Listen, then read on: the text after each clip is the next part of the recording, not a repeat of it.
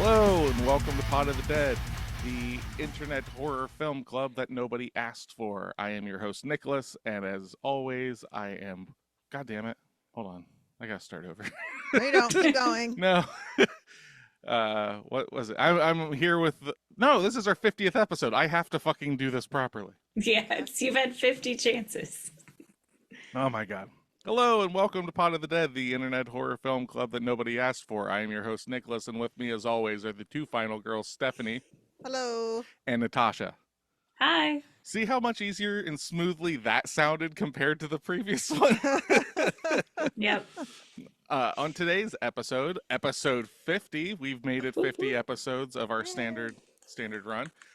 We are covering a film from this year. Yay. By listener demand, we are covering the movie Immaculate.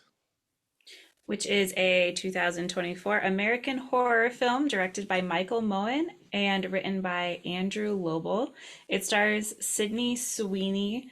The plot focuses on a young novice who is invited to reside at a picturesque Italian coven, but slowly realizes the terrifying secrets it harbors. So this movie is in the there's a very specific style of film that this movie is, and I want you before we get into like everything, I want you girls to follow me down a little rabbit hole here. Okay. So remember when we did like some French extreme stuff, when we learned a little bit about that, with high tension and stuff like that. This film is what is considered an exploitation film. Okay. Specifically, Really? a nunsploitation film. Okay. So an exploitation film is a film that tries to succeed financially by exploiting a trend, niche genre, or lurid content. Exploitation films are generally, now these are all generalities, lower quality B movies, though some set trends attract critical attention, become historically important, and even gain a cult following. Now, a nunsploitation film, the main conflict of the story is usually of a religious or sexual nature, such as religious oppression or sexual suppression due to living in celibacy. These films, although often seen as pure exploitation, often contain criticism against religion and in general, and the Catholic Church in particular.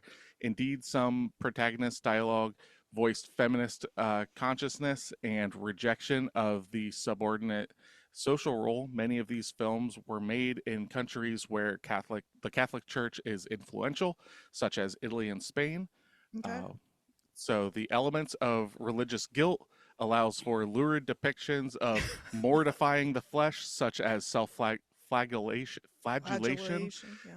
and painful masochistic rituals. The Mother Superior is usually a cruel. It wasn't me. Someone just did that. It was Tasha. Where was I? Enforces strict discipline. The Mother Superior is usually a cruel and corrupt warden-like who enforces strict discipline and often lusts after her female charges. And equally sadistic priest is often included to add an element of masculine menace to the story. Does this kind of sound like the film that we watched a little bit? Yeah. Sure does. It does. Yeah. And it hits a lot of nails on the Yeah, head. it really does. Yeah. So yeah, nunsploitation is like exploitation films can be all sorts of things. It's literally the whole idea is to exploit something. It's like what would it be like? Whether it could be sex, it can be just pure violence. So for a nunsploitation film, it's like let's take a nun. What is macabre? What in that situation can we exploit? And that's kind of the thing. So before we watch this film and everything, what is your girl's history with it? I knew nothing about it. Nothing? Nothing. I think you maybe had mentioned that it was a nun horror movie on the last podcast, but other than that, I don't think I even remember seeing previews. Okay. So I went in completely blind. Good. That's a good thing. Yeah. I already knew most of this movie ahead of time, only because Mr. Nicholas here and our daughter Maya went and saw the movie in the theater, and then they proceeded to tell me everything about it afterwards. So I already knew, especially from her, afterwards, like that, we'd probably cover this because they both seem to enjoy the Don't experience say together. anything. Yes, we That enjoyed the experience. you did, yeah. And she's the one that suggested the movie for the podcast because she really liked it, and she likes the actress that's in it, Sydney Sweeney. Hmm. And so that's my experience with it. I had seen a few previews to it, and that was basically it. So if it wasn't for them, I wouldn't have known anything either. I want to say that I'd seen a trailer for it, and my preconceived notions were I saw it and I was like, oh, it's a Catholic horror film. I'm good. Like Right. I've seen a million of those. There's a lot of those that have been coming out the last few years, Yeah. especially like Mhm. Exorcism and all those kind of Yep. ones. Yeah. But I have the rule in the house that if you want to watch a horror film that's in theaters, let me know and I'll take you. That's just what it is. So to my surprise, our not horror fan daughter Maya Yeah. comes is like, Nick, can we go see Immaculate? Because she loves Sydney Sweeney. And I was like, sure, whatever, we'll go see it. I expected nothing from this movie, right? So we go and watch it, and like in the opening, literally the cold open of the movie and stuff, not going to give any spoilers, something happens and I just look over at her and I just go, what kind of filth did you take me to? And we continue to watch the film. But yeah, so that was I did see this in theaters back in, I think it was March when it came out. So she instantly got a hold of us when it hit Hulu and was just like, hey, it's on Hulu, you guys need to cover this. And I'd already had it on the list for the year, like later, I think it was like maybe in December or something like that, because I was like, oh, Christmas time. Christmas Yeah. time. Yeah, Nuns. great movie Yeah. for that. Got to keep it spooky all year long. Yeah. But yeah, so we just pushed it up because, why the fuck not? Hopefully, people get a chance to watch this, like this pushes them to watch it, Yeah, Yeah. that's and true. stuff like that. So This is one that I wouldn't have watched had it not been for the podcast. So really, yeah. because initially, like you see it, and especially like you girls, particularly, if it deals with, and not saying that it deals with this, but it's like, oh, it's Catholic, possession, nuns, whatever, all this stuff. I'm good. We've done Yep. that. I'm good. And Yep. you girls have voiced that, right? Yeah, we've watched quite a few that similar movies. Yeah, But that's true. so this film, what do you think its budget was? Well, it Big. is a big name that produced or made this or released it or No, something like. not really. I can give you a little bit of information about that. Maybe it'll help you Okay. kind of go with that. Okay. So this movie was saved from development hell. Sydney Sweeney screen tested for this film back in 2014, but it Oh, failed holy to crap. materialize. Years later, she became a producer, reached out to the writer, acquired and revised the script, found a director and financiers, then sold the film to Neon. Now, Okay. Neon is the company that put this out. Neon is an American independent film production and distribution company founded in 2017. And as of 2000, so that, where was it? Was made in 2017, and it was co-founded by the Alamo Drafthouse Cinema chain. So if you've ever Okay. heard of that, Yep. they have produced quite a few films, some of which we have actually covered on this podcast. But their first film was Colossal in 2017. They released Parasite that won Oh, yeah. all Okay. sorts of awards. Yeah, a lot of Um, awards. Possessor, Billie Eilish, The World's a Little Blurry, which is a documentary about her. Pig, starring Nicolas Cage in Oh. 2021. Yeah, we saw that. And Infinity Pool from 2023. Oh, okay. So they haven't been around a long time, but they're starting to get this. They're almost like the new A24. They're starting like they're the other They're one. moving in. Yeah, Okay. it's like, oh, you got A24, and it's like, you like A24 films? Maybe check out Neon. Not because they're the same, but they are like independent, trying some different things. Hmm. And you're going to start seeing directors that have done stuff for A24 putting films out through Neon. Specifically this year, I believe Nosferatu, uh, Hmm. which is from the director that did The Witch and The Northman, uh, Edgar Frankie Edgars, I think's his name.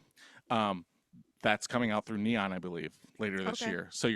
you're going to see a little of that cross pollination and stuff. Okay. Okay. But with Uh, all of that, what do you think its budget budget was? 2.5. 1.5. $9 million. Oh, holy Wow. shit. So she raised a Okay. lot of money. She Yeah. did. But it's all backed by her, which is cool because like she's been building in popularity for a little while now. And like now she has that like probably in 2014 she didn't have shit behind her, and now she's got a lot more, oomph in the industry. Well, and Yeah.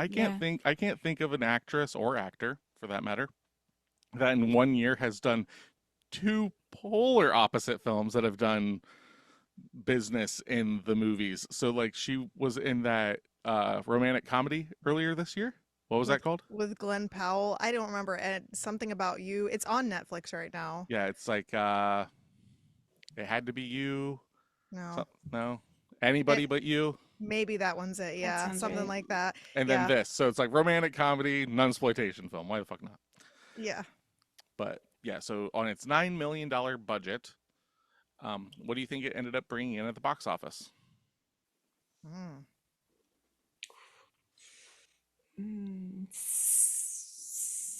$17 million. 42. 42. So as of right now, because the year's not over and stuff like that, right, is sitting at the number 11 spot for horror films to come out this year in the box office. It has made $28.4 million. So a decent Okay. return on investment, especially for, a very niche style of horror film. That didn't get marketed the fuck out of either. So, It depends. Yeah. It depends on where you're looking, because I saw a lot of commercials for this on YouTube, so my algorithm is oh, already horror, like focused horror okay. metal, like so it shows up. It's just like if you're not on the right thing, like they must have put their focus on marketing in specific places that would show up to me. Yeah. But just a little bit, like obviously I'm not going to go over like, so what was 2024 like in films, because we're still currently in it. But And Deadpool is going to be the second best movie, if not the first best movie in I this didn't whole even year. look it up. I didn't even look those up. I have been paying attention. So So Inside I Out, Inside Out 4 or Oh, 2, excuse me. Inside two. Out 2 is the number one leading movie in right now this year, and Deadpool is and Wolverine is number 2. And they're fighting for number 1 spot. So there you go. There's your update. but yeah, so uh it's very interesting to see like the movies though, that like we are starting to get this, I don't want to say return to form, but we're starting to see more what's the word that I want to say, original ideas when it comes to horror. Like yes, there are a couple that have come out this year that are so far this year that are, rehashes or IP, stuff. That seems to be Because a thing lately. A lot of these past few years have been just like regurgitation well, of no, the I'm saying same it's the IPs. opposite of that. Yeah, Like we're now it's getting a getting a little bit better. because Yeah. like obviously you've got A Quiet Place Day One came out this year, which so that's the third of that series. Alien Romulus came out this year, so that's like the 900. seventh, Seventh? something like that. My God. They did a reboot or just complete reshot for shot of The Strangers. Yep. Tasha, Oh yeah, Yeah, that was yeah. this year. Would have been Tasha nice if they loves told that. us that going into it. and then literally like within a couple weeks, this came out, and then it was almost a week or two later, the first Omen came out, Oh which yeah. which are almost like very similar with their plot and everything. Okay. But yeah, you're getting like, but besides those, you got like Tarot, Abigail, Imaginary, Night Swim, Long Legs. Long Legs was a Neon film as well. Oh, Like cool. so, I'm not going to talk much about Long Legs because we'll be doing an episode of that by the end of the year, more than likely for my birthday. But Okay. but yeah, like so it's nice to see that like Maxine came out this year, so we're starting to see, like, granted that is a X Pearl Maxine, but that's also an original. It's not like something that's been around for But fucking it's ever, also and Right. its it's own. independent. It's its own film though too. It's not Yeah, the same. correct. So yeah. But with all that being said, you girls want to just start getting into it, Yeah, let's get into it. because Yeah. there's a lot to really talk about here. That trying to There's stuff that I want to talk about, but I don't want to ruin things. So this movie's very new. So Okay. I'm very hesitant to spoil anything in the front. Okay. Yeah. So with all that being said, if this is your first time listening to us, welcome. We are a year in now. Woo! Yay. Drag up a chair, hang out with us. We're usually wrong about all of our opinions, which is Yep. So wrong oh about yeah, opinions. oh yeah, so wrong. Can you So be wrong about your own opinion? the internet would say Is that so. what Yep. makes opinions opinions? That's No, right. no, that And you not a fact? go talk to the internet. They would say no. You are not allowed to have your opinion. Correct. Gotcha. Okay. These are facts because I saw it on TikTok. But so what we do here is at the end of the episode, we're going to give out homework for next week's episode. So Okay. you have time to watch it. Did you just say okay? Who said that? I did. I said You okay. know the rules. I'm following along like a listener. Okay. So we give out homework at the end of the episode. Okay. Oh my God, I'm going to strangle you. So then you have time to watch it for the next episode in hopes that you can listen to the full episode and not get spoiled, because after this point, it is spoiler territory. If you don't care about spoilers, stick around and listen. But at the end of the episode, we will be giving out homework. Correct. Also, by the time that this comes out, I believe that we will have a Patreon that's going to be up and going. On that Patreon, you'll be able to view the full videos of these podcasts. There will also be exclusive content, video content on there, specifically one video podcast that Natasha and I have started. Tasha, would you like to explain what that is? Sure. It's called Serious Pasta for Serious People, where we read creepypasta to each other, and it can be great or it could be garbage, and we don't know until we're already in the middle of it. So Because we go into them blind. yeah, so come And- along for the ride with us. Oh man, episode 1, not going to give anything away, but episode 1, it's interesting to see like where I'm going, man, this is very well written. And Yeah. then the second half of the story happens. And I'm not sure that was the same author. So It's yeah. very twisty and turny, and yep. Yep. Good And you should be able to find us on Patreon at patreon.com/potofthedead666. So I believe it's $5 gets you all of that content. All of those monies that you give us, those sweet, sweet, delicious monies, will go into helping host this podcast and upgrade things, and really just kind of make it a little easier for us to give you better, more focused, better sounding, better looking content. So Yep. we appreciate all you listeners that have been listening to us for the whole year. We've got listeners here in the States. We got some people in England. We got some people in Australia. We've got people all over the world that actually do listen to us. So thank you. And Yeah. Yes. here's to many more years. Maybe, I don't fucking know. Maybe you girls will just be like, you know what, Nick, I fucking hate horror films. Stop doing this to me. So We'll do this for as long as people are listening. Yeah. that's very true. So without any further ado, let us talk about Immaculate. Yes. With that, I want to hear that 10 out of 10. Best horror film of 2024 so far. As relevant as our 2024 election this As relevant as our 2024 election, this film is scary as hell. A whole other level of disturbing and totally relevant as a cautionary tale and symbolism to the machinations of the religious right slash turn fanatical slash turn Republican extremist slash turn MAGA. You That's see a this lot of words. movie. Yeah, nope. There is not a single period until the very end. Oh So my God, they're bear passionate. with me. Okay. Somebody is heated. Yes. Yeah. You see this film and you get a feel that they have symbolically neatly packaged all the crazy stuff happening in a neatly packaged, most disturbing motion picture. And for those waiting for the second coming of Christ or for the world to end, this movie should give you a glimpse at all the begging and pleading for that to happen for many religious fanatics and been dreaming of that moment. Now you can see it on celluloid, so you can watch as many times as needed, so you can rehearse, rehearse, rehearse for the big day. Cheers from the dark side. Best horror film of 2024 so far. Great job, Sweeney.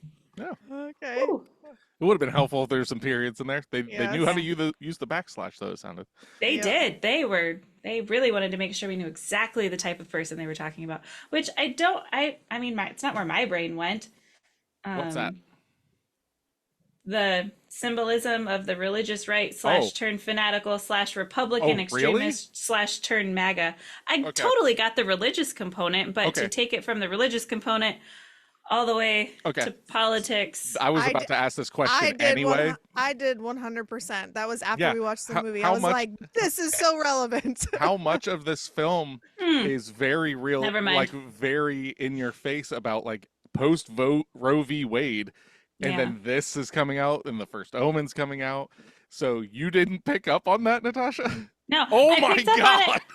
it. I'm very in like I've been following the politisphere a lot lately, but I think because of just this movie is plopped in that I don't think of movies that way as reaching a lot of times to the climate that's happening outside of the movie. I'm telling you guys, we clearly, like I've said before, we don't watch movies in the same way. No. I am in this movie. I am present watching this My hour thing- and a half film in Italy. Oh yeah, but my thing, and I'll definitely let Steph talk in a second. But like, my thing is just it's very obvious in the sense of, oh, this woman is being forced to give birth, and she Yeah. doesn't even Not want this, just and just not one woman, multiple yes, women. but like that's to me like I didn't take any digging. Like just seeing it, it's like, oh wow, this is what a time for this film to come out. Like that's Mhm. instantly what, like when I was in the theaters watching it with Maya, I was just like, wow, okay, this is definitely going to strike some nerves. But all right, Yeah. I'm going to let Steph take the floor for a second. Yeah, and then I'll read my review. But yeah, this as soon as we were watching this, I was like, so we have Roe v. Wade overturned, and now they're making this movie, right? Because that would be in that same time frame where they started bringing it out right around that time, and then they would be releasing it in 2024. And so I was like, so we're focusing on a woman being forced in, like, literally being raped, or however you want to look at it, sexually assaulted, to be forced to be pregnant, has to carry it to term. Like, she's required to carry it to term. She can't see a doctor, all this stuff. So it's this oppressive thing which is very much akin to what's going on with the overturn of Roe v. Wade, especially in the Republican states, because we have because we voted for it, we have abortion rights, but a lot of the other states don't. And so she's kind of in this world of like, she doesn't want to be pregnant, but she doesn't have a choice. And she doesn't understand how it happened, because obviously they drugged her and did all this other stuff. And yeah, it definitely has that like whole forced pregnancy, required to do what they tell you because it's religious fanatics. And so when that person made that review, I was like, this is exactly like, they're kind of showing us this, but they're doing it in a way, in a religious focus, because it's a horror movie. But yeah, 100%. That's exactly what I took from this movie. And mine was, it's the Catholic Church and Immaculate Conception as a thing. And that's Yeah. where my mind went, was just Yeah. like, that's the trope that they're playing on. Okay. Yeah. Oh Yeah, yeah, it's true. it's in the name and all that. Like, Yeah. but like there was a scene in this movie, and then we'll get to your 1 out of 10. There's a scene in this movie that it just goes like they do not care about the human. They only No. care about the baby. Yeah.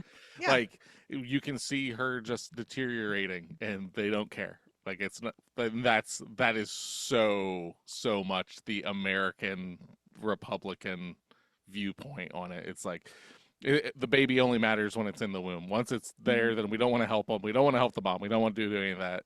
Fuck it. Yeah. So And they prove that when in this movie what they do to her feet and they do all these other things to her. So like they don't give a fuck about her and they want this baby because they've decided that she's going to be the person to birth the next Christ or whatever the fuck it is.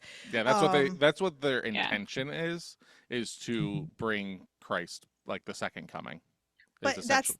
but that's the same like symbolism that you can think of like as what they're trying to do now by kind of wanting to take away women's rights and move us back and start forcing women to be back in the household and do all this other stuff and force them to have babies and like all this stuff and the like the you have to abide by men concept of this. So like that was very heavily handed in this movie as well. It also doesn't help that we basically double featured this with the Ruth Bader Ginsburg film. That's true. What is it? On the basis of sex. Yes.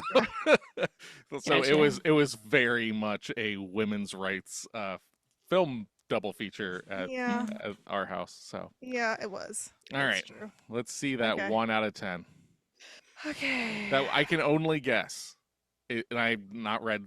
I don't read your girl stuff. I skim it to make sure there's Okay. nothing blatantly like racist or homophobic or anything like that. But I'm going to guess this is coming from a religious man. Maybe. I don't know. Typical trash Hollywood horror movie. What a useless and stupid movie. Where do I start? Throw a bunch of really interesting concept into a bad, silly, typical dumb horror movie. Tell the story in a slow paced, boring, and annoying fashion. Have the character tell the whole story with dialogue midway through the movie instead of showing it to the audience with great writing and great vision. Have the protagonist go crazy in the climax with unnecessary amount of gore. Show something cool in the end, but take away from the audience by ending it right then and there with no conclusion. That's not true because it did conclude it, but whatever. Using meaningless and pointless jump scares in the first half of the movie with no tension whatsoever. I didn't really notice any jump scares There was, like, personally. There weren't. There were 4 of them, but Oh, like you counted them? yeah, Okay, but I didn't notice from them. what I noticed 4 of them, but I didn't know if any of them hit Tasha Oh like wait, they didn't. there is the one. I think I ran to the restroom real quick. I'd already seen it, but the one in the confession booth where she gets pulled through the wall or whatever. That one I forgot about that, and I did. That's my favorite scene, and I was kind of upset that I went and peed for 1 second. And then we'll talk about if Tasha got the jump scares here in a second. Using the same old horror tropes with throwing religion into the mix and doing cultist fanatic like nonsense. That's not fanatic nonsense, but sure. That's what people are doing to women's bodies right now. So anyway, just a typical American style of making fun of its own religion type movie. This was in Italy. It was the Roman Catholic Church. But it's an American movie. Maybe that's why they're saying that. I don't know. Oh, and what else? Showing protagonists crying tears and tears over and over like the recent horror movies, just mindless just to show that she can act because nowadays only tears equals acting. Oh, yes, let's force a woman to carry a baby Yeah. and deal with all the horrors I of mean, this movie and not cry? Are you it's- fucking kidding me? It's a very it's a dramatic movie. Yes. Yes. Yeah. It is a traumatic movie. Yes. With drama and trauma come tears. I mean, Right. it would be. There's also a lot of screaming. It would be Yes. so unbelievable if she was stoic the whole film. Right, that would suck. Yeah. So you're puking out your tooth and you're supposed to just be like, "Hey, this is great." Yeah, anyway, go fuck yourself, dude. So, what exactly is good about this movie? Well, it has a good concept which was wasted on a blandly silly horror story. In the end, you'll be thinking like, "What was the whole point of watching this?" Nick's right. This is a fun I movie. told you. Like Why like, did saw, I even Good point. I saw like the first line in 1 out of 10. I was just kind of like, I have a feeling that a guy wrote this and is probably- 100 yeah. fucking percent. Why did I even watch this? I just wasted time watching this. Wasting a good concept, wasting on stupid horror movie to completely ruin the ending. Pathetic. How did they ruin the ending? I don't know. I liked it. I liked the ending too. I thought it was done well. I don't know. All So, right. okay, Tasha, did you get any jump scares? Uh, yes. See, here's the thing. I watched it in daylight, which already Oh, kind of takes you out of it a little okay. bit. Okay. But I did recognize the jump scares between that one where she's getting ripped through the wall, and then there were a couple where like the doors would open very loudly. So I knew where they were. I just didn't get like shocked out of it. Got you. But yeah. I think they did. Oh, Yeah, the sorry. one in the catacombs was kind of like, That I one didn't really was care for cheap. that one. Yeah, Yeah. that I was think if cheap. the eyes would have been closed, it would have hit a little differently, but having like the wonky eyes just kind of made it seem like a Mhm. prop. Yeah. Oh, are we talking Uh, about her friend being dead? Yeah. Yeah. Well, yeah, Oh. and she's like staring at her. I already knew that was going to happen because they just set that up that way by showing us at the beginning and then showing us this area that she was running through. The catacombs were actually a really cool shot though. Like that was neat because I wasn't sure if they were going to show us that and then they did and I thought that was Catacombs are neat. like one of my number one like scary areas. Like there are films like As Above So Below that like I know a lot of people shit on that movie and some people love it. I'm in the latter category. I like it. But it's because it's set in like the real catacombs below Paris and stuff Yeah. like that. And like that shit's creepy as fuck. Mm-hmm. And like that's where like they get down to the catacombs in this film and I'm like whether I think this movie is creepy or not or anything, once we get in that setting, I'm like, ugh. Yeah, And it's that's kind of how I felt about the movie as a whole. I'm not a huge like exorcism or like Catholic Church horror movie fan, but this one, the style of it, I feel like was different enough, at least for me. The music, the Yep, setting, everything like that, and the fact that she was in it and not an outsider, correct. I think played very, very well. And it was eerie. It was eerie in the sense of like Midsummer, where you're in this beautiful location, but nothing is going right. And mhm. I Yeah. really liked how that style was played through the whole movie. Well, and like the atmosphere that they built between, the catacombs, the wandering, the it's not a monastery, right? What do they It's a call it? No. it's a convent, It's and a Convent. Yeah. I M- earlier I Wandering called it. it a coven, so my bad. It's all the The same. It's fine. opposite. Convent, you said is what it's called? Yeah, Yeah. Wandering it at night with the fucking like the fucking candlelight. candle and stuff like Yeah. that and like that like they did that perfectly where she's like in a room and you're seeing like candlelight like someone else walking through and everything. Now does that make me like or anything like that? No, it didn't work for me in tension. Like this movie, okay, I think I said this to Steph when we were watching it. This movie is not scary to me, but I can only imagine how horrifying this film is to women, especially right now. But like all of that like atmosphere that they build and stuff is very creepy. They definitely do a really good job of even me as a man, you can feel that like male oppression of like the priest and then like I'm going to say like maybe someone above the priest like a deacon or a cardinal or bishop, like all of those like higher ups that are Hmm. literally just talking about the child Yeah. and they do not give a shit about her at all and everything. It's so unsettling. Um, but yeah, I think it's beautifully shot. Especially like the shot for me in this film that's really well done is where she loses her shit and runs out of the car, and they're chasing her down, and it's Yeah. such a wide shot, and it's kind of like misty out and everything. I thought the shots in this film are really good. I agree. I liked the movie. I thought it was a interesting take because when you go into this, you expect probably what Tasha expected, a whole exorcism film. Yeah. And like but the cold open kind of alludes to that's not what you're watching, but you don't know exactly what you're going to get into, but it's always at the beginning because of it being like this woman running away, trying to get away and sneak out, and then they break her leg and then they bury her alive. That Like that's is a the very that is the creepiest, most unsettling part of this movie is her being buried alive and then the screaming over the opening credits yeah. Yes, is that so was clever. uncomfortable. Yeah. Yeah, And I and then liked how when she was hitting the top of the casket or whatever, you're seeing seeing like the the dirt. dirt. So Yeah, you Yeah. don't forget that she's buried alive. You just yeah, keep seeing it hit her in the face. If Ugh. they would yeah. have kept up with that, this movie would have been unrelenting on me because I'm a claustrophobic person. So that's why like catacombs and stuff, like that's why all that shit bothers Yeah. me. But Mhm. yeah, like the way they did that. So Yeah, ugh. it was good. And then the thing I thought was interesting in this is that the play of like this is like an it's like a retirement home for nuns, right? Yeah. So like it's an old folks home. So you're not only dealing with the fact that you have all of these like senile, some of them, not all of them, uh elderly women who are kind of not with their wherewithal, you know? And then you have these younger women who are caring for them and then they're also being taken advantage of. So it's like this weird relationship between young and old in the storyline.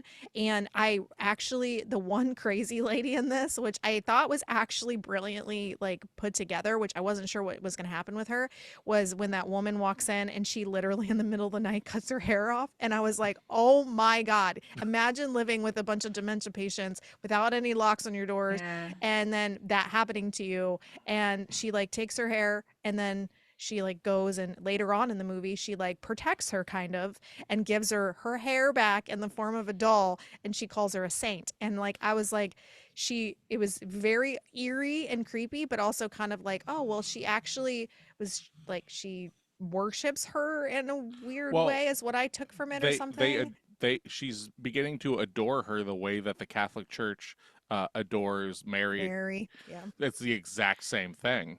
But didn't that start before she Mhm. found out she was pregnant? That's the part that Yes. I didn't quite understand. Yes, Was but it? they like this church has already made it well known that like because that woman, I believe it's that woman already has the scars on her feet.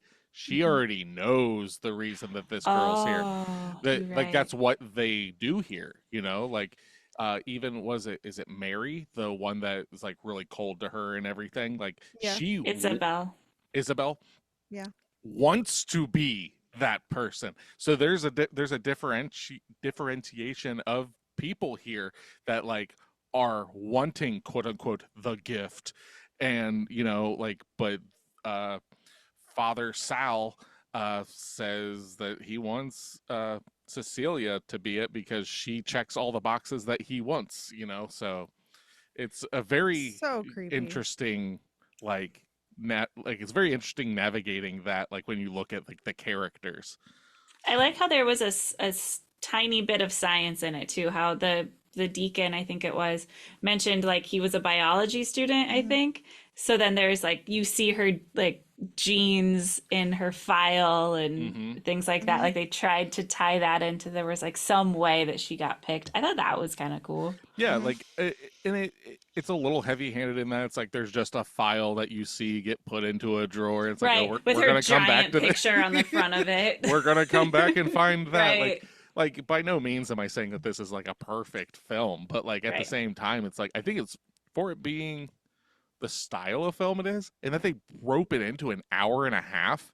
Hmm. So fucking good. Like that's the thing is like I I'm here always saying hour and a half, you're getting like a point, like an instant point, because that means this movie is so quick. Like the pacing in this film is just go, go, go, Hmm. go, go. Even when it wants to like, for lack of a better term, drag its feet to like build, you know, atmosphere and stuff.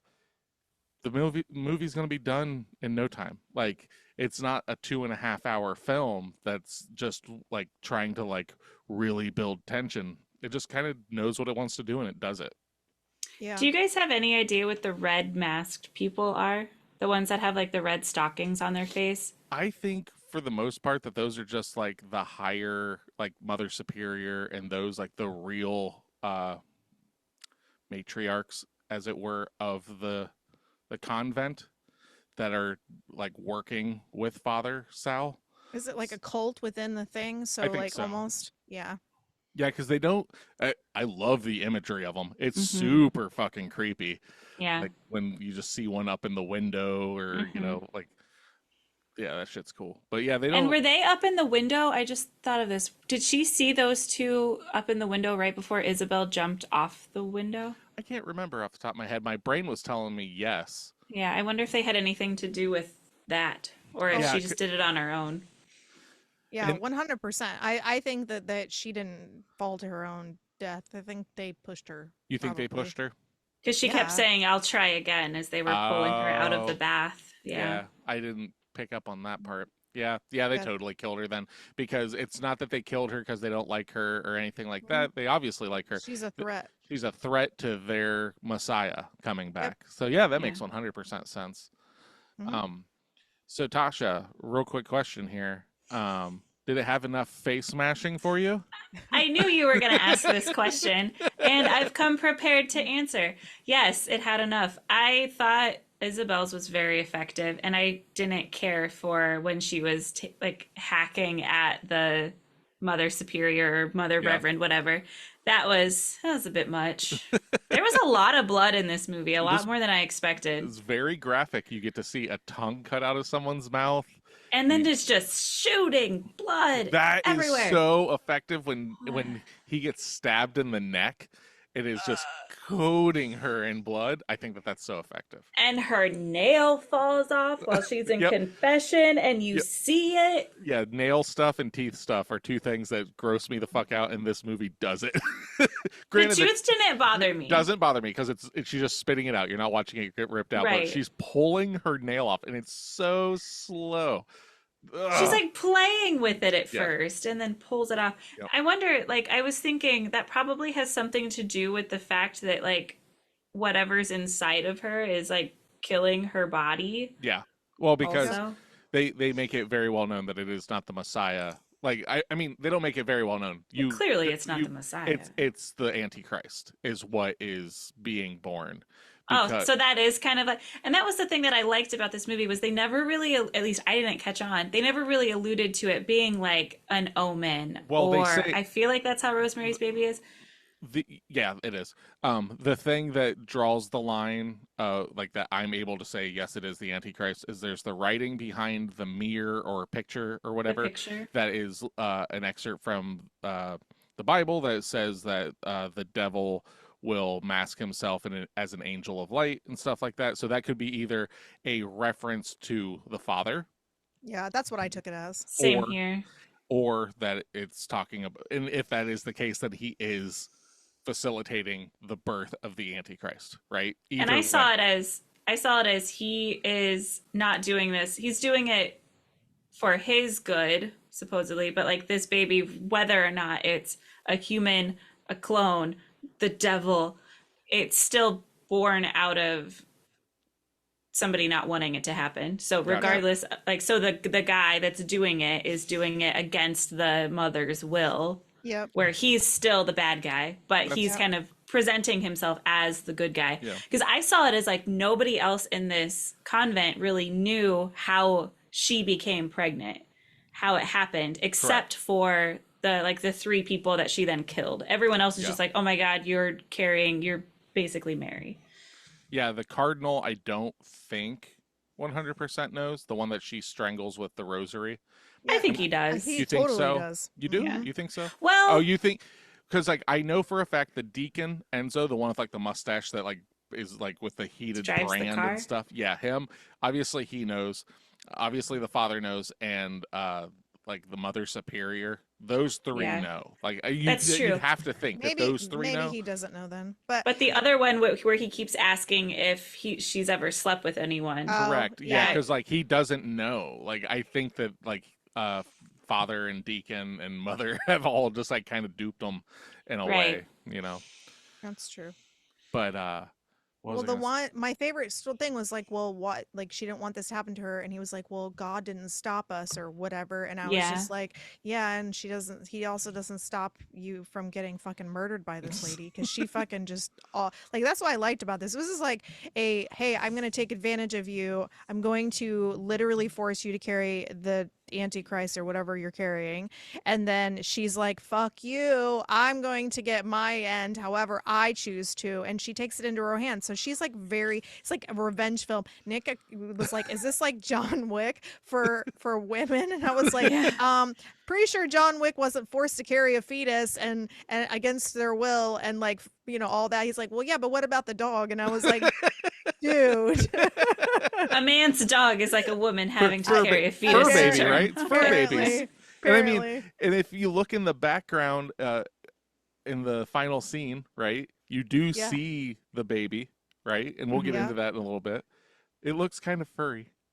Just saying. No, Okay. no, it doesn't. It's dark. It looks a little Looks like furry. it doesn't have legs. And its coos sound very beastly, Doggish. doggish. Yes. Yeah, that's true. Just saying, very John Wick-esque. Oh my God. I But- loved how her water broke and then she just goes, God damn it. That's And then, my favorite part of the movie. Yeah.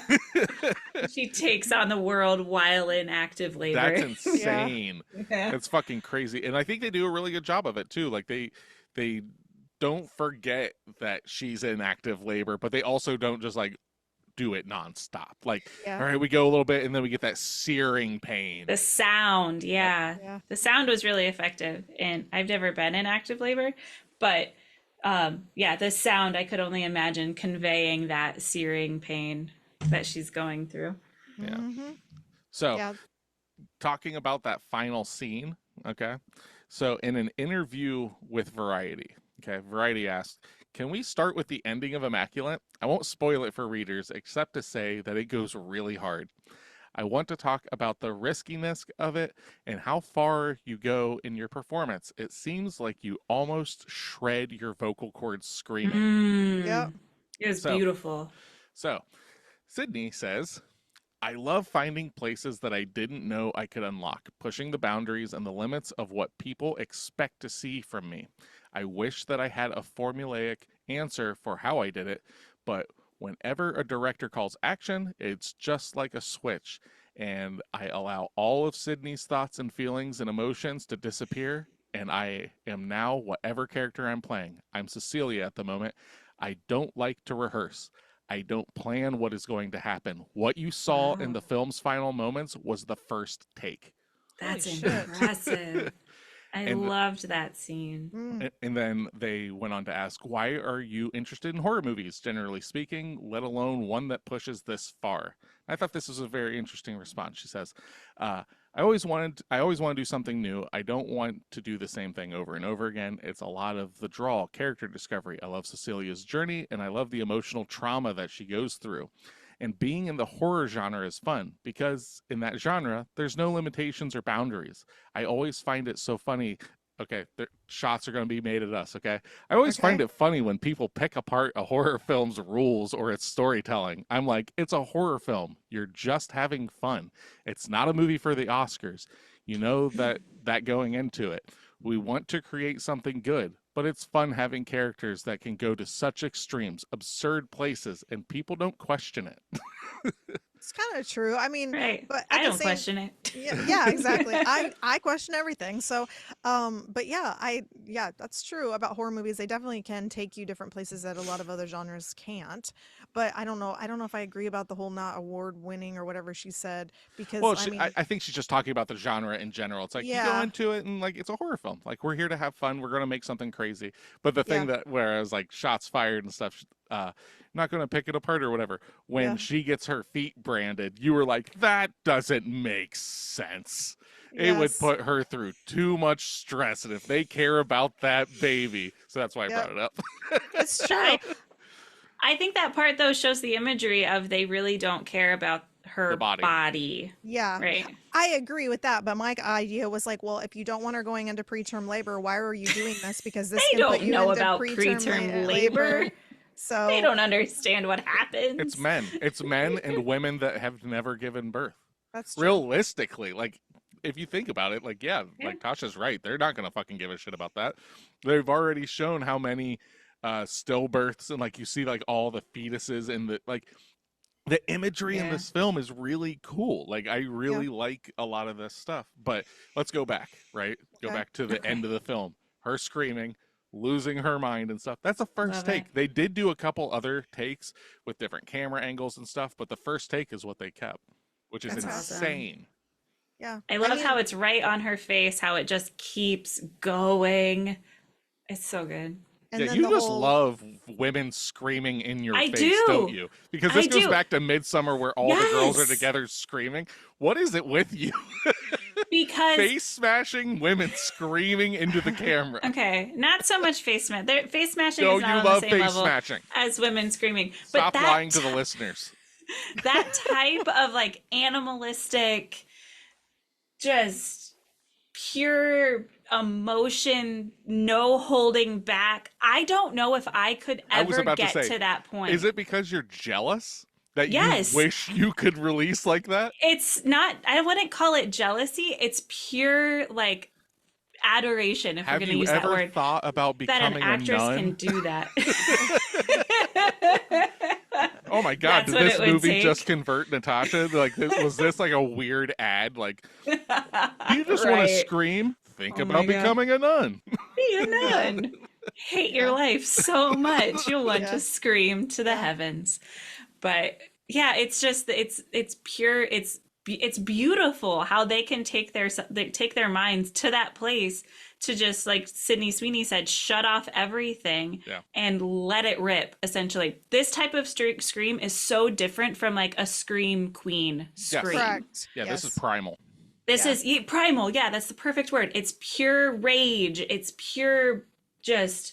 Well, it's her Yeah, going all through of labor. those- Going through labor, so yeah, it's labor pains. So And just like with in Midsummer, she's just broken. Mhm. And it's so different than like a fear scream. And that's what Yeah. I love about it. I will always love a good primal woman scream. I would love to be able to get to that point If and just scream off of a mountain. if anybody has any other films with primal women screaming, send them our way to Yeah. at potofthedead666@gmail.com, and maybe we'll get that on the list. And bonus points if it has face smashing in it. yes, yes, yeah. I liked that scene a lot because after she gives birth, you can hear like the thump on the ground, like they did really well. And then she Yeah. like reaches down and she takes the umbilical cord and she rips it Ugh. with her teeth. And I was Yeah, like, that was gross. that was so, but it was really smart because how else was it going to happen? You know? That's what we used to do as people. Right. Yep. And it shows that her brain is still shut off. Like, I just have to get this thing away from me and detached from me and end Yep. it. Yep. And Well, then and it also is showing like that's the connection of the mother to the child, right? And so many like nowadays they put the baby up on you and everything, and it's showing her detachment of I'm not this thing's mother. Like that No. is yeah, and that's the whole thing of being forced to have a baby that you don't want. Like she didn't have that connection to the pregnancy and the child because it wasn't willful, like she didn't want it. And so, I mean, and that can be played into the same concept of like, why shouldn't we be forcing women to have babies they don't want? Because they don't want the kids. Like that's the thing. And in this sense, obviously it's done because it's like religious based and everything, but it still has that same viewpoint of it. I mean, obviously they're not going to do what she did at the end of this if they are forced to do that usually, but you know, because this movie grabbing a rock. fucking went there. I It did. legit in theater, like when she picks up the rock, I was like, no fucking way. And she crushes the baby with a fucking rock. I liked that it went there. I I'm do not, too. I'm not like I just couldn't believe it. Like it was one of those things. Like I'm in a movie theater watching a nun smash. With your daughter. Yeah, with my daughter watching a nun smash a newborn. That This she is- gave birth to. This is the America that liberals want. Yeah, whatever. According to the other side, Yeah, that's what's that's already true. happening. I know, Yeah, right? well, yeah, that's true. This That's true. movie plays both sides. Yeah, apparently. Yeah. Oh, Yeah, it's God. crazy. The only thing I was concerned about in this is I was like, I wonder how they were going to tie it up or they were going to show it, but they didn't really. That was the only thing was when he was cutting into the top of her stomach with the scalpel and stuff. Obviously, he didn't get super deep or whatever, but she was bleeding enough, and we didn't Yeah. really get to see like what that actually did to her, other than just right then. I'm gonna But, guess that she probably dies at the end of this movie, realistically.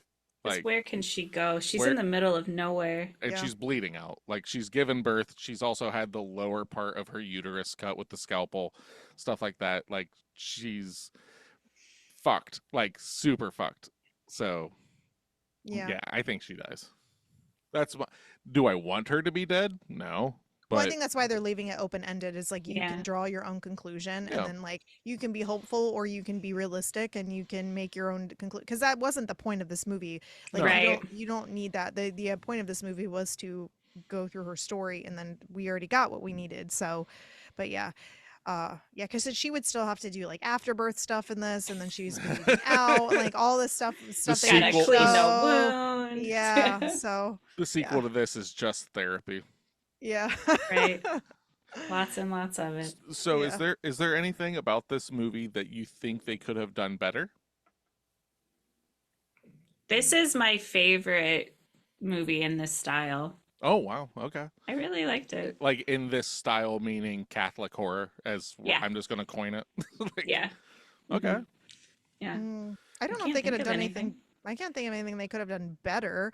Um, Like in the sense of like if you were to like if someone said, hey, making a Catholic horror film, whatever, blah blah blah, and this is brought to the table, it's like, yeah, fuck yeah, let's do this. Like uh, just kind of putting yourself in the producer's chair or something. Like did it need more expository dialogue? Did you the only feel thing that it had too many was there too much ambiguity, like any of that kind of stuff? Like No, I thought this was a well put together, neatly packaged movie. The only thing that I question what was the necessity of it, I guess, is the idea of like she ran outside to go, she like was out at night going through, and then she heard her friend screaming or talking or whatever, and like begging. And she goes and looks through the keyhole, which I liked that. I thought that was very like I love when I don't know why I like keyholes. I think it's just neat when you look through that kind of stuff. It's a different viewpoint.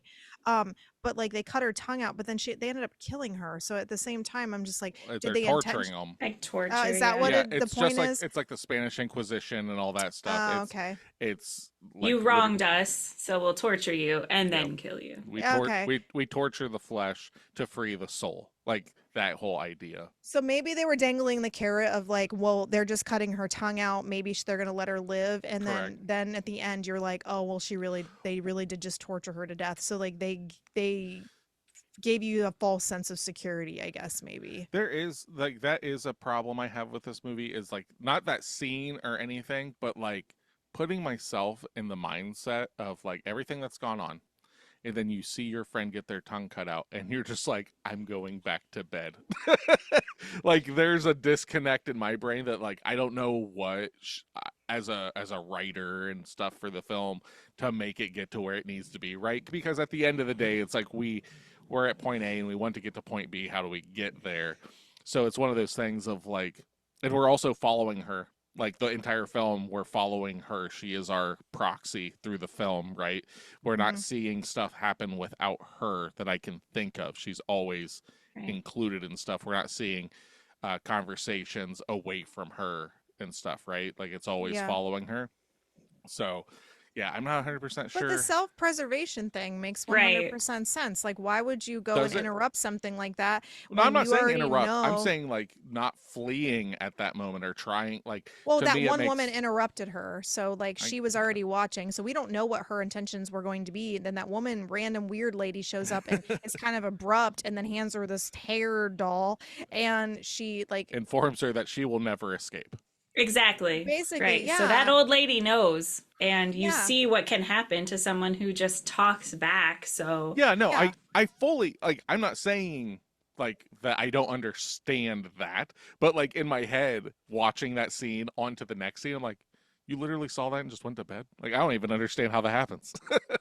Well, I think it's like you see her character from the beginning. There's a huge character build. So like the beginning is like I am happy to be here, and then she's very clueless as to what's going on and what's happening to her, and she is slowly investigating for herself and figuring stuff out as she gets. I mean, this is over a 9-month period also. So like she's losing her tooth, and then she's trying to, slowly trying to figure stuff out. And then her friend is like there for her, kind of sticking up for her in a sense, like Mhm. this is not right, what's going on. And this is when I think it kind of clicks in her head a little bit more, like, oh shit, like, because before that she was just kind of going along to get along, like she was uncomfortable, didn't understand what was happening, but then she starts questioning. That's why the chicken thing ends up happening. Doesn't understand the language. Like that's a Yeah, huge Right. thing. yeah, That's a huge yeah. thing. Yeah. And then, she, then the chicken thing happens, and she tries to get away so she can go get some, help from somewhere. And then it slowly progresses into her having to do more and more to protect herself at the end of the day. And then that even comes down to while she's in fucking labor. I mean, Yeah. like, that's that's how long it's taken her to get to this point. And you're also secluded in the middle of nowhere. You're very oppressed. You have all these women who are like satanizing you, while these other women are the demons, in the darkness, in a sense, because like they pretend that they're one way, but really they're horrible humans. And then so she doesn't have an option. Like she's alone, like legitimately. And then as her friend dies, then she's definitely alone. And then that one bitch tries to fucking drown her ass. Like it's just, and then it's just crazy. And the guy was just like, well, she just kind of tried to drown you. Well, it's just fine, and like the whole concept. So like, I think it's just her having to build up her momentum of like, I'm not dying this way. I am not allowing them to win. And then that's why we have our revenge at the end of the Well, movie, yeah. which builds well, I think. Yeah, because it is mentioned in the first time that we meet Gwen in the bathroom that she says that Father Sal like has a knack for finding broken birds, Hmm. and Hmm. like that, like I guess it's like I said though, like it's not, I'm not like shooting at this movie or anything like that, but that's like the one part that I'm just kind of like, huh. But yeah, like it does, yeah, you do see like an insane character development being Hmm. like very very mousy is like the only Hmm. way, like, oh, very, huh, yes, it's okay. The and meek. and then Yep. getting to the point where she's using a 9-inch nail to stab him through the throat and smash a baby. Like, I really liked when she kills Mother Superior, how you see Mother Superior like smiling as she's watching the camera, and you just see the crucifix slowly come off the nightstand. I was like, oh shit, here we go. I loved that part 'cause it's just quiet. yeah, Hmm.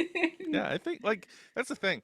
uh I'm not going to tell you what the like the natural consensus of this film is until after we score it and everything, because I don't want, like, I mean, actually I can, because we already know our scores, right? But Hmm. this movie, like on IMDb, has like it's like a 5.8 or something like Really? that. Yeah, like there's it's kind of a panned movie, which I find surprising. So, like Tim Robbie from the Telegraph awarded the film 3 out of 5 stars, saying that Sydney Sweeney's pregnant nun horror takes time to deliver. Only at the very end does Immaculate deliver, so to speak, on some of its hinted at promises. And then No. Manola Dargis of the New York Times called the film a critic's pick, writing that the film is a scare fest with a plucky heroine and irreverent hot button twist and just enough narrative ambiguity to give viewers something to argue about. So it's like there's like some people are like, yeah, it's okay. Like, I mean, it doesn't stick the landing or it doesn't do this, and then you got other people that are like, yeah, no, this is fucking cool. So yeah, But as we it's talked about before, like we don't need a movie that's just a slasher to be a good 100%, movie. This 100%. builds so much. So like a criticism on that first criticism you gave, yeah, the ending is gory and action packed, but the entire movie, just the air of the movie Yeah, is but that's what creepy. I'm just saying. Like, when I saw this movie in theaters, I agreed with the 10 out of 10 reviewer from the thing that you did earlier, right? Where he's like, he or she is like, best horror film so far. That's how I felt in the theater after. Granted, it was March, right? And the couple that I had seen prior to this were like Night Swim and Imaginary, and those sucked. So, it was, it was boxing above its, or below, whatever. It was boxing out of its weight class in a sense.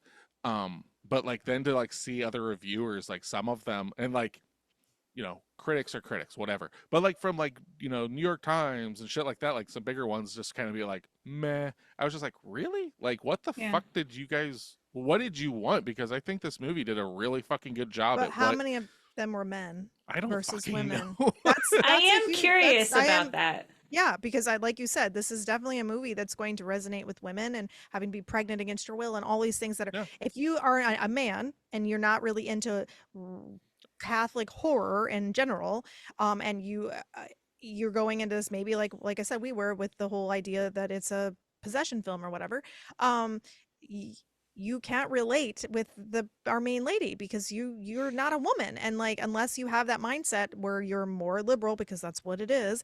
um if you're not that person that can empathize and do all of those things, then Right. this movie definitely isn't going to be for you because you don't get it. It's like, well, why is it a big deal? Like, we're just, whatever. So like the horror doesn't really hit because you can't have the empathy for the main character. That's the whole point of this movie. Well, that's what The I was. horror of an unplanned pregnancy in and of itself, and then having men sit there and reprimand you Well, about it. that's why I was bringing up Yeah. the like bigger, like not like your Joe Schmo on IMDb. Yeah. I'm talking about people that like literally like have probably went to college for film and stuff like that to become film critics for like large publications. Like it's not me, right? Right. That are supposed to take somewhat of a like unbiased approach at watching the film and critiquing it on its like merits, what it has done. And for those people to like kind of be like meh is what I'm talking about. I'm not talking about, fucking the dude like the MAGA supporter or whatever, right? I'm not talking about any of that or like But the hyper liberal. I'm talking about people that are like literal like accredited critics, and I'm but not, most and of I'm them are full of shit half the time well, anyway. And that's the no, thing that I don't agree with and most I don't critics. agree. Like I'm not saying that critics like that what they say is fact. What Yeah. I'm saying is that I was surprised to see so many like things like dragging it down a bit. Like I want to say like Rotten Tomatoes, it's like in like the mid 60s. I was like, really? Considering other films like of a similar vein getting like 80s, 90s, shit like that. I'm like, like Hmm. what did they watch this film and go, you know what, they could have done this better, they could have done that better, or this was a miss, or that, like that's what I'm talking about, is like, because I watch it and I've seen a fuck ton of horror films and I've seen a fuck ton of nunsploitation, Catholic horror, all of these kind of things, and I'm kind of in the same wheelhouse. What Tasha said is like, this is one of my favorites of this style. What, like, if you're comparing it, and this is always a problem I have, if you're comparing this to The Exorcist and Yes. Rosemary's Baby and stuff like that, and for some reason you feel the need to give those a higher score because of when they came out and stuff like that, that you're doing a disservice to films in general. If you're going, well, The Exorcist came out in the 70s, and since it was first, it's obviously better, and blah, blah, It's blah. not. It's It, terrible. well, and that's like, I have a problem with just comparing films blatantly on that like line. And I'm not even thinking about like comparing them based on when they came out, but like I wonder if it's because this took a different path than your typical, like, okay, so it's a Catholic horror movie, it's a nun-exploitation, blah blah blah. I wonder how many of this genre of film doesn't have the exorcism component, doesn't Correct. Oh have yeah, that there's a lot component of to them. it. The Yeah, okay. The Omen films don't, like, because that's like the birth of the Antichrist. There's a lot of them. Exactly. So There's a it, lot. this Rosemary's one, like Baby, like that's the this. birth of the Antichrist. Like the Antichrist birth thing is a huge thing. They're not all just exorcism films. So you have exorcism and the birth of the Antichrist. This is the pregnancy of the Antichrist. So I wonder if that That's what has something to Rosemary's do with Baby it. is. Rosemary's Okay, so it's Baby not is until the end that the baby's actually born. Rosemary's Baby is about a woman moving into an apartment complex, and the apartment complex has like a satanic cult in it that forcibly impregnate her against her will, and she ends up giving birth to the Antichrist. Like that's the film, right? Yeah. So So it's like somebody from the outside coming into where she is an clearly outsider coming Catholic. into, but But yeah, she's within the faith, is what I'm saying. Like this one, she's already in the faith. She's a devout Catholic who has sought out and is willing to go to this place. She feels like it's her calling, and then shit goes crazy. Yeah. That's what I like about it. that's And yeah. maybe that's the reason why some people don't, because it's different. It doesn't follow those standard. And me, like I 100% understand what you're saying. For me, I don't see like that it is quote unquote different Really? against other films that have done it. I just think it did it well. Like that's my stance on it. Is like people will say, well, it wasn't the first to do it, therefore I'm going to knock it. And it's like I see. that's not fair. Like you Yeah. like no like just because Rosemary's Baby did it first in film doesn't mean it was the first to do it in stories. It doesn't mean it was Right. the first to do like that's like you're not doing art a service by being like, well, just because this came later and is touching on similar ideas, that therefore it is less than. Well, that And would that- mean every fucking slasher under the fucking Yeah. sun. 100%. Like at that point, Media that, in general Yeah. correct. would Because not like exist. Exactly. every story has been told, every song has been written, all of that stuff, right? So it's just a matter of appreciating what you have in front of you for what it is. And that's how I try to view things. Yeah. I will I'll think about like what I've rated other films and go, did I like this as much as that? Even if they're wildly different. Like I'll usually use in my head for this podcast Reanimator, right? I use that as my litmus test, my water line or whatever you want to call it, right? And I go, because I think I gave that like maybe an 8. And I'm like, Okay. do I like it more than that? Do I like it less than that? It's not even like this and Reanimator are not the same films. Not even trying to be, not even close. But it's just like my enjoyment of the film. And that's where, I'll put those kind of lines and stuff. Okay. So with all that being said, you girls want to get into our reviews of it? Sure. Can I go pee first? No. Please. Okay, go ahead. Okay, thank you.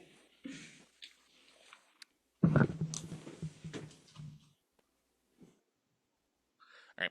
So let's get into our reviews. We're gonna start with Natasha because she seems pretty high up on this. We're gonna go Tasha. We're gonna go Steph. We're gonna let the ladies go first, Okay. and then we're gonna let the man. So Tasha, Okay. I'm going to guess that you gave this movie an 8. I'm gonna say 7.5. I gave it a 7. Oh, okay. All right. I want to watch it at night, so I need to make sure that I watch them all on the same, all at the same time. I think it's because you're getting your headphones too close to it. You're getting feedback. That's what that sounds like. You're leaning in towards it. Who are you talking to? You, Tasha. That who sound. I think don't that's- hear it. Did her I- phone just go off? My phone just went off. That's Oh, what it okay. was. Sorry. I moved right. it. I'm sorry. You're No, fine. you're fine. Here, we're gonna start over. We're gonna give the same scores that we thought, and then you're gonna go. Okay. Okay. Okay. Well, no, because like this, I have to edit this. It's got to Okay. sound good. Okay. So I'm going to guess that Tasha gives this movie an 8.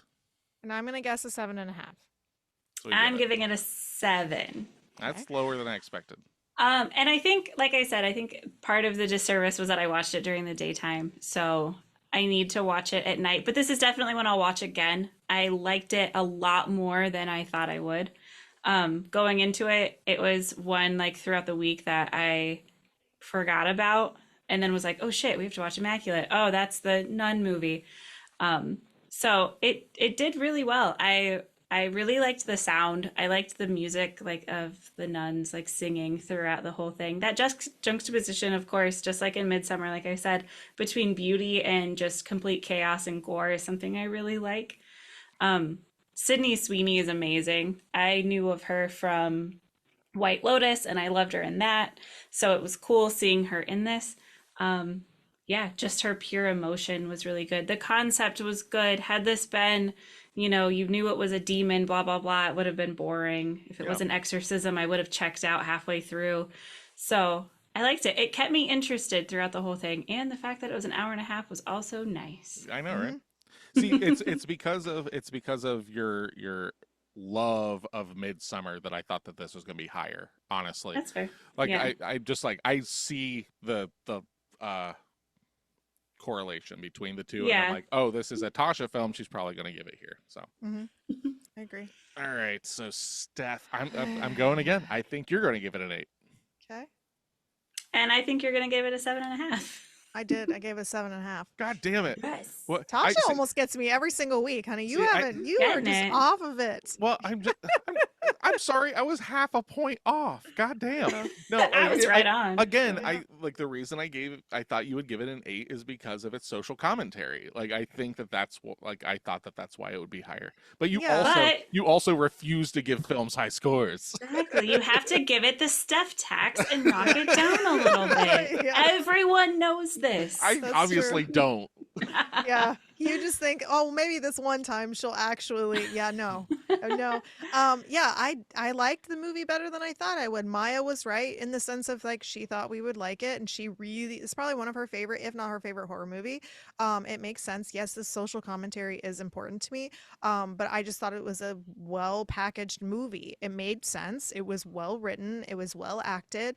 I mean, there wasn't anything in it that stuck out like a sore thumb that I was like, man, that's stupid, or that's, yes, there were some jump scares that were like a couple of them were kind of meh, but like I don't get jump scared anyway, but like it wasn't that abrupt or that like shoved in your face that you were like, why are we doing this? This is dumb. Like it fit with the storyline. All of it did. Like it was definitely one of those movies that the climax is at the end of the movie versus you're getting it in like say 3/4 of the way and then you're concluding. So you're definitely getting more of that at the end. And I can see where people are kind of like, well, what happens next? Because most of the time when you're watching a movie, the climax isn't at the very end. So this movie does have that. And I liked that. Like it leaves you on that high versus you kind of coming back down to earth. And it was kind of like eye-opening of like, oh wow, I can't believe she just smashed a baby with a rock and then it's the end. And I thought that was really well put together. And so yeah, I think it was a 7.5. I would watch it again because of its length, because it was well put together, and I would be interested to see what kind of things in the background that you missed the first time, because there might be some like stuff that you maybe don't pick up on. I don't know. So. Yeah, I don't know. All right. Well, you girls thinking I'm throwing this down. I think you're giving it a 6. I think you're giving it a 7. I am giving it a 7. Mm. I bounced between like a 6.75 and a 7. Like the reason it gets the 7 is that runtime, baby. That runtime. So there are things that I really like about this film. There's something that I can't put my finger on that doesn't make me like this movie more. Like I really am having a hard time. Like, why am I giving it a 7? Why am I not giving it an 8? Why am I not, whatever, right? Because I can't really find specific like flaws I have with it. Like I think Sydney Sweeney does really good. Alvaro Morte, the man that plays the father, I think he does a really good job. Benedetta Porcoroli, Sister Gwen, I think like all of them great. We get some pretty cool gore. We get some really like interesting kind of setting and everything. It's got the creep factor. The sound design's good. There's something there though. Does it lack depth because this movie isn't the most deep movie? Maybe it's very that's it. surface storyline. I don't think I'm going to get much sense. more out of it from Correct. future viewings, and I think Yeah. that's it. There are like, and yeah, there's some ambiguity there, but I don't think it leaves me wanting more. I think you nailed it on the head. I think that's probably it. So I think it's a great movie. Like if this is definitely a movie that I would do exactly what Maya did. Hey, it's on Hulu. You should check it out. Like, Yeah. I think it's a fucking great movie. Like, check it out. So yeah, 7. Yeah, Cool. that's fair. We are giving it then as a whole a 72%. Ooh, it is just shy of making it into our Hall of Fame. This is Yeah. you are more than likely going to like this film. Yeah. I can't think like because I think Mom would fucking love this. Oh movie. yeah. Mom Yeah. is a huge fan of Catholic horror films. That is Yes, that's her favorite. The Exorcist, The Strangely Omen. enough. Those are her movies. Rosemary's Baby. Yeah, Yeah. we were raised. Maybe that's why you don't like those style of films, Tasha, because you Probably. were inundated with them at an early age. Yeah, coming from a secular family, we just watched a lot of Catholic horror movies. Mom's weird like that. Like we never really did the church thing or anything, right? No. but at the same time, she's like, I have to watch my Jesus movie around Easter, and I have to. That's true. It's always really strange. Like, but it Yeah. it Anyway. is hats off to mom and dad though for not pushing their religious ideology on us. Whatever they believe, and that's it. Like they just kind of were like, Do what you want. yep. So Be But- nice to people. yeah, don't be a Yep. dick. It's like page 1 of Yeah. my Bible. Don't be a dick. And then the book closes. Yep. Like, that's it. Just like that. So yeah, let's see here for homework. We've now crossed that 50 line. Oh yeah, I don't even know what's on our list next. Normally, I kind of know where we're going. I have no idea right now. So Yeah, can't I remember. forgot. honestly forgot what it was until I looked at the list here. So Okay. I didn't realize that this is next. So this will be interesting. Oh no. Oh Okay. no, it's a newer Yay. it's a newer horror film. I believe it's a Netflix, not a Netflix original, but I think that they bought it and it's on there, right? Okay. It's Okay. called The Ritual. Oh, Okay. okay. So Yeah. that is what we'll be covering next week. Okay. So And yes, it is on Netflix. yeah, we will be covering that. So So we're watching another Catholic movie. no, it's not Catholic. Oh, it's not. I okay. have seen this movie. Oh, okay. Wait. Are you sure it's not Catholic? Then there must be 2 The Rituals. Let me double triple check. Because the one I'm thinking of. Are you thinking of The Right? Does it have Al Pacino in it? No. Okay, then 2 different movies. Yeah, no, this is The Ritual. It came out in 2017 and it's directed by Oh. David Bruckner. Okay. You will know that name, Steph, because David Bruckner is also the director of The Night House. Okay. Okay. Oh, okay. Yeah, I'm looking at it now. Okay. Yeah, that's not the same movie I was thinking it was Yeah. at all. I was like, the movie that I'm thinking I'm watching is this religious movie that I've No. wanted to see. Okay, this is not. Yeah, Those pictures, definitely not. Okay. So, Cool. all right, that's what we'll be watching Okay. for next okay. week. Definitely. Okay. All right, That's- The yep. Ritual. It's on Netflix. Check it Okay. out for next Sure. week. For Yeah. Pot of the Dead, I am Nicholas. I am Stephanie. And I am Natasha. Come back and listen to us, or else. All right, Pot of the Dead After Dark. Yeah. So we're Hi, watching. guys. So we're watching a monster movie. Is that what we're watching? You don't look into anything. I just did. I couldn't help it when I looked it up. It was like the When, first as thing soon that as came you up. Google it, it looks like a what are those called? They're like nature horror. It's Yeah. it's its own thing. I don't want to say Okay. it's its own thing. It's a cool movie, and it's just Yeah, one like of those. it's Scandinavian. Yep. I don't know. Long story short, it's about a group of hikers that go out and stuff Yep. happens. That's what it said as the thing. And then Cool. like the picture that's sitting right next to it, I was like, what is that? Oh So no! Hopefully, it didn't show you something cool. it showed me lots of things. Okay. The first 3 It's fine. pictures, it shows you cool things. Okay. Yes. If you All right. Google it, Yeah. yeah. Okay. Yeah. Shit. Yeah. It's Wow. Which I fine. feel like it shows like I that's not a new picture to me. So I wonder if that's on the cover too. Oh, okay. I see what you saw. Okay. Oh, Jesus Christ! It showed you a lot. Ooh, it is does it based show- off of a book? There's also a book by I believe the so. Ritual. Oh, cool. But It's a dark college romance. Ooh. no, but this The is a man movie. is This is a movie that I kept pushing back on the list. So it was Okay. one of those things where Mm. I was like, it'll find its spot. It'll find its spot, and just kind of being like, you girls would be like, I don't like this kind of stuff, or I like this kind of stuff, and it just kind of fit into that point where I was just like, I think this will work. And like I said, If I it's- fucking forgot it was next. I was like, oh shit, oh cool. I'm looking forward to watching that. If it's in the same kind of canon that I'm thinking, there's a good chance that I'll like it. I've What seen a canon is couple- that? Like I said, like the nature horror Scandinavian type.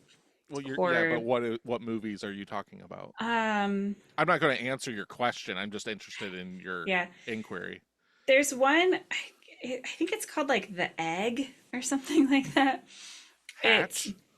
Yes, it's Danish, I Yeah, believe. I know what you're talking There's about. that one. I've not seen it. It's on the cover of my Rue Morgue that I have from months ago. Yeah. I was surprised at how good it was. Oh, was it good? Antlers is in that Oh, same I know vein. what Antlers is. Yeah. hmm Okay. Yeah. So that kind of the Blair Witch Project, if you want to We go just old we school. we just watched that well, Steph, I think passively. Finally. She Yeah. was in the room. Yeah. I- no. Which I- one? Antlers or the Blair Witch The Project? Blair Blair Witch Witch. Project. Oh. Yeah. Yeah, I Nice. rewatched it because I haven't seen it since I was a kid, and I was just like, "Fuck it, I'll throw this on. It's short and everything. Yeah. It's all right." It doesn't hit the same. No, because it was definitely a movie that was like I'd had it on the list at points because like of historical reasoning. Yeah. Like it's a very important film that is more recent and stuff, and it just kept getting It's pushed not back and recent. pushed back. In the case of historically relevant horror Yeah. films, it is way more recent. It's 1999. Do you Okay. want me to go back to the 70s? No, please. but, Please don't ever. That's what I'm Yeah. talking about. Like you but 25 years is still technically vintage. So Yes, but when we're talking about in the scope of horror films, right? I know. I get what you're The saying. found footage, like not many genres are like made out of thin air. Right. Granted, Yeah. there were found footage films before the Blair Witch Project, but just They like weren't popularized. correct. Yeah, so Okay. like for that to happen, it's like, okay, so if we want to do slashers, we got to go back to the 70s. If we want to do, it's always back to the 70s, back to the 60s. So that was that thing. It's like, hey, because I in my head initially when formulating lists and stuff like that, it's like, well, if we're going to do a found footage horror film, we got to do Blair Witch first before we can do the others. That sense, Yeah. that thought process is no longer So, how I make the cool. list. But Are we ever going to watch a horror movie from the 60s? do you want to? I don't No. want to. I don't want to watch a movie from the 70s. But like, can we watch like a Hitchcock movie or something? Those are Yeah. horror movies. Ooh. Yeah, I Can we can- watch The Birds? Yeah, I haven't seen You that guys in want to watch the forever. birds? Okay. Yeah, I love that. That's so good. I really Yeah. like it. Okay. Yeah, I well, haven't you girls Rear have Window. Either you of girls those? have like pushed back on me so much as the further I go back in the decades that like the 60s never touched my brain. 70s suck, but I haven't seen a Hitchcock movie in a really long time, and I Okay. think that watching a Hitchcock movie because You- it is horror would you be girls- a good movie you- to cover. Like there's obviously the one that comes to mind for me as Psycho, but Right. you girls come up with what one you agree on. I want to watch I Birds. think Do you we want to just watch did. Birds? Yeah. I want to watch The Birds. Yeah. Is Yeah. it streamable Done. anywhere? Ooh. I don't That's know. this is where you girls are going to have. We can do it off here, but because people are paying to watch this, they're not paying to watch you look at your phones. You both are just looking the exact same But way. I'm You're still not talking. Don't shush me. People are paying money. They're leaving Patreon. It's on Apple TV. We don't have Apple TV. And I have and- Apple. Well, then you have to buy you have it to. for They're all. once. Yeah, you have to rent them. Okay. Oh. Well, okay, that's fine. But we've Whatever. had to rent movies anyway. That's fine. but- Yeah. $3.99. I'm not going to buy a physical copy of it. Is basically what I'm getting down on. Really? Okay. No, because like if I were going to buy a physical copy of a Hitchcock movie, I might as well buy a Hitchcock box set. Fair Like point. that's just kind of how I look at it because Yeah, I remember seeing that movie when I was a kid. I haven't I've seen been- it since then. I've so. never seen The Birds. Okay. Really? Yeah, I'm not a huge I had to watch it Hitchcock for a person. film class. I'm- Yeah, that's true. I only watched it because I had to, but I really, really liked it. I like Psycho. I have seen Rear Window before. Because Rear Window the one where he's looking out the window of like well, I know, right? Maybe I'm thinking of a different film where it's basically he's held up in his bedroom and he's watching stuff out the window. That's Rear Window, Yeah. right? Yeah. And they They've re- redid it. Yeah, Yeah. they've redone it and stuff. It's kind of the same idea from Fright Night, like the boy like watching the vampire through his bedroom window, and then oh god, yeah, it's that whole voyeuristic horror. Yeah. You know, another movie I would think would be fun to watch just because it's so vintage is The Creature from the Black Lagoon. Oh, I do not want to go that far back. Or I don't want to something do of that Universal vein. horror. Yeah, like going back and doing Universal horror stuff. It's like as But I feel like the Histor- Blob touched on that for me. well, no, because we didn't cover The Blob like from the 50s.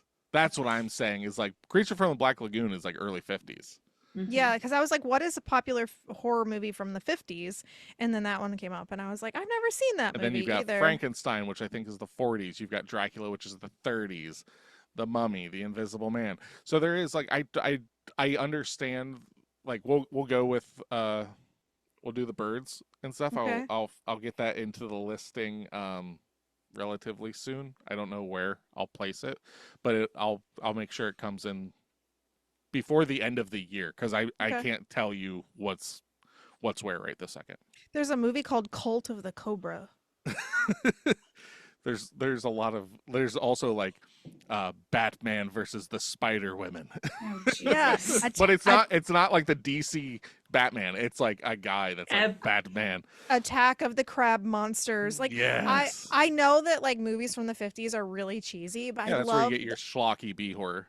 I know, but I just for me, like I'm gonna watch one of those movies on my own because we don't have to watch it with the podcast. But I like movies that are like in the music from the 50s and like a lot of the vintage stuff. Yeah.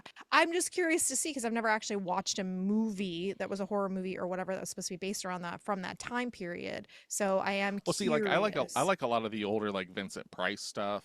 Mm. When you're talking 70s and 60s horror films, the Hammer horror films from England and stuff are really cool. That's where you get like Christopher Lee, Saruman as Dracula and Okay. stuff like that, and they're like really stylish and stuff. So like that stuff's cool. I understand like your guys' reticence and like not reticence. Your whoa, Nelly. Yeah, whatever that word would be, of like some 70s stuff, because yeah, it's where they're trying to become way more narrative and everything. They're but just it really slow. Yeah. That's correct. And why. yeah, It's kind of like the switch in the early 2000s too. Like you're starting to see a new style, or like CGI is coming into effect. So it's that Yeah. same kind of flipping the script. It's not very good yet, but it's Yeah. something new. Mhm. but it's got to start somewhere. So. Right.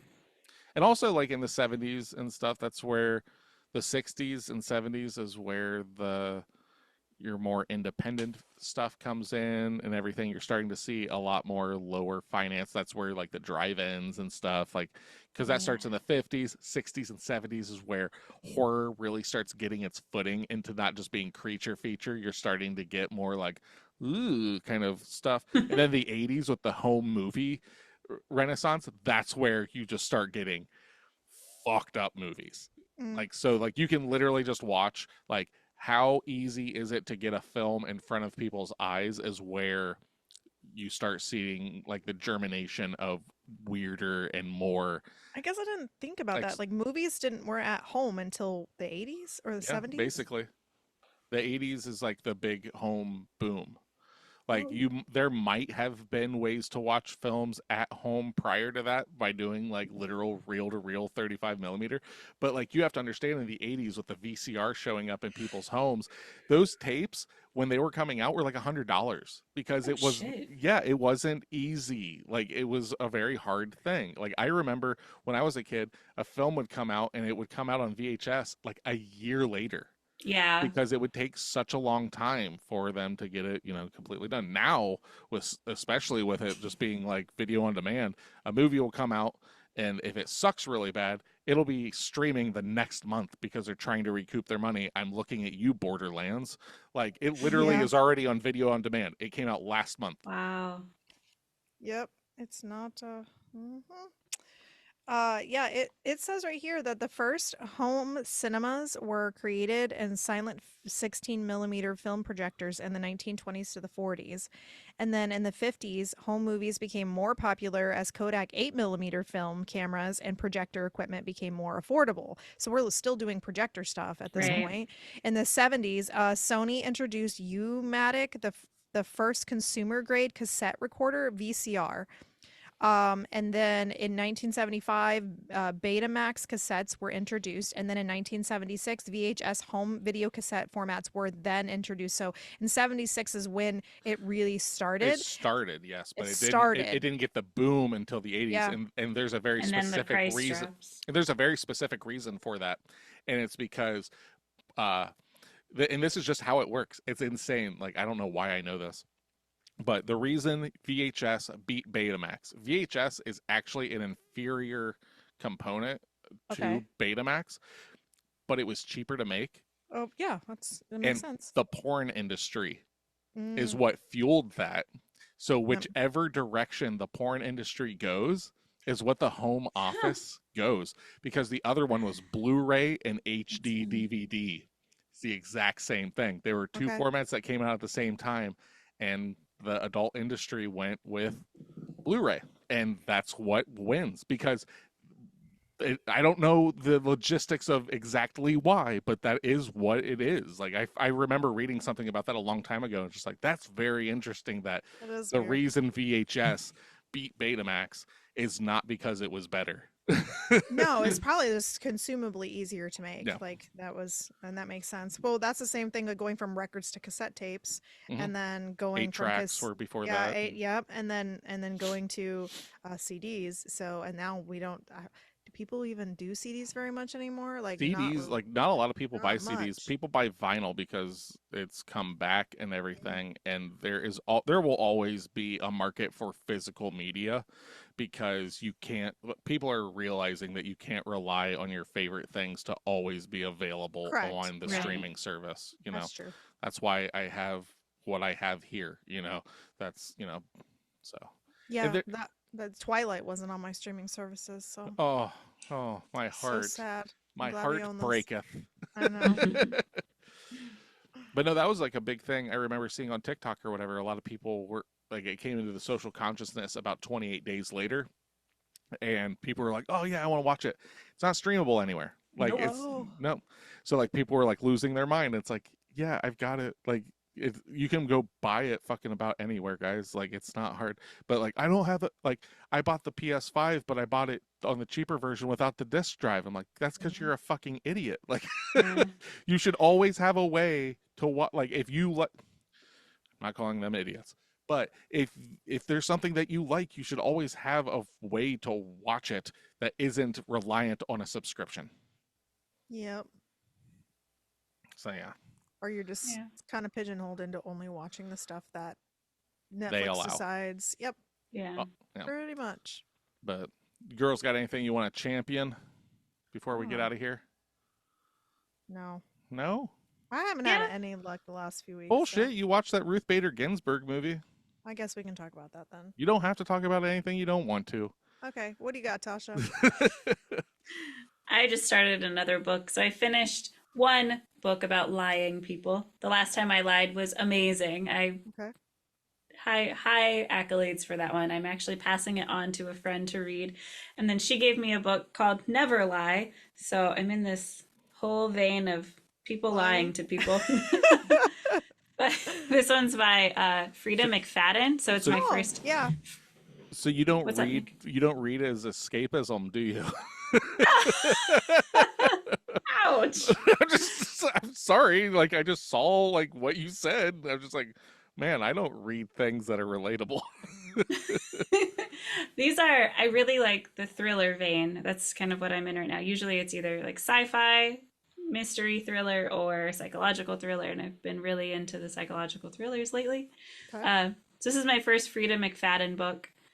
So far, I really like it. It's how you guys talk about, Nick, how you talk about a movie being an hour and a half in and out. Yeah. This is a really easy read. Nice. It's a really fast read. So if you're one that doesn't like to be bogged down with a lot of imagery and you just want the story to move along, I'm about halfway through it and I've read it for just a couple of days. So I hope to finish it over my long weekend. Cool. So yeah. That's awesome. Yeah.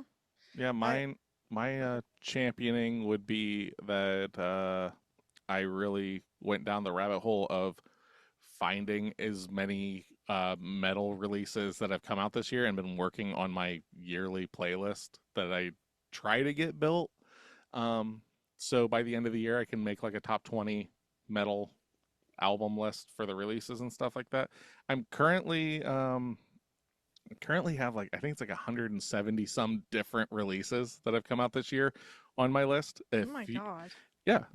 If you get on Spotify and look up the user Heathen Temple, that's me, and you can find it's just like called 2024. And if you like metal and you're looking for something something a little different, or maybe not so different, I cover a lot of bases on it, and I just do it because like the way that I always do this is every time like I find a new album that comes out, I'll check it out. The song that I think is pretty rad, I'll just add it to that playlist.